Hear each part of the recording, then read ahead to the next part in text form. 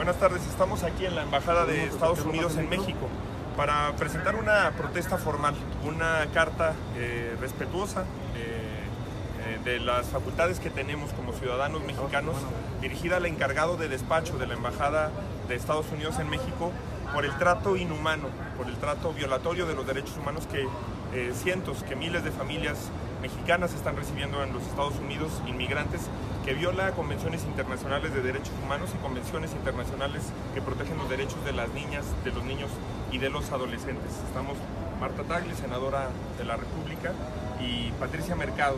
Y bueno, traemos algunas fotos que evidencian el trato inhumano que está teniendo en estos momentos el gobierno de Donald Trump con los migrantes mexicanos, con las familias.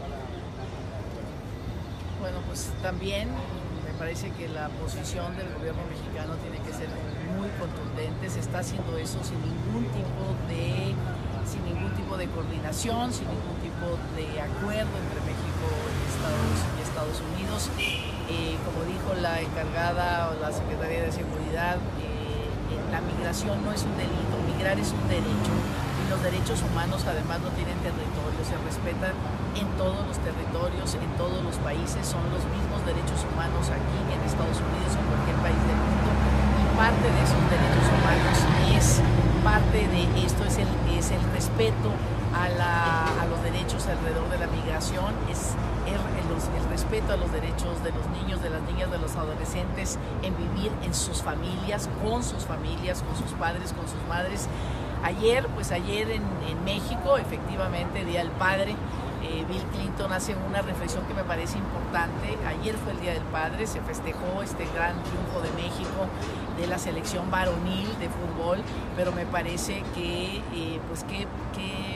más que miles de padres que en este momento están sufriendo porque fueron separados de sus hijos, niños que están en condiciones, y estas fotografías son muy evidentes, en condiciones de realmente, digamos, como presos, desorientados, sin saber qué es lo que va a pasar, dónde está su papá, dónde está su mamá. Me parece que es una política absolutamente violatoria de los derechos humanos. El alto comisionado Zeid en su último discurso como alto comisionado dejó ese problema en la mesa. Es un asunto de derechos humanos, no es un asunto de delito o no, y me parece que los ciudadanos aquí en México hacemos un llamado, que todos hagan algo, o sea, todos hagamos algo en pequeños, en grandes grupos, en nuestras comunidades, en nuestras colonias, en nuestros trabajos, en la calle, para detener esta política absolutamente inhumana y violatoria de derechos humanos del gobierno de Estados Unidos. Desde que inició la política de tolerancia cero en el gobierno de Trump el mayo pasado, cerca de 2,000 niños han sido separados de sus familias.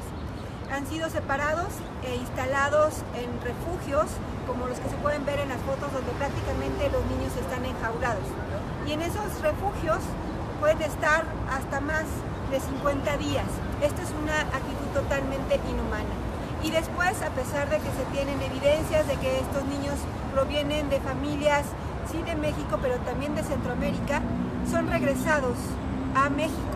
Y México se tiene que hacer responsable de estos niños. Por eso nos parece muy importante desde México alzar la voz para pedir de manera muy respetuosa, y por eso nos encontramos hoy frente a la Embajada de Estados Unidos, pedir al gobierno de Trump a que revise esta política de tolerancia cero, que lo único que está haciendo es violentar derechos humanos, separar familias y particularmente separar a niñas y niños a los que se pueden enviar sin duda a las manos del crimen organizado, porque se regresan sin ninguna condición a sus países de origen y además separando familias.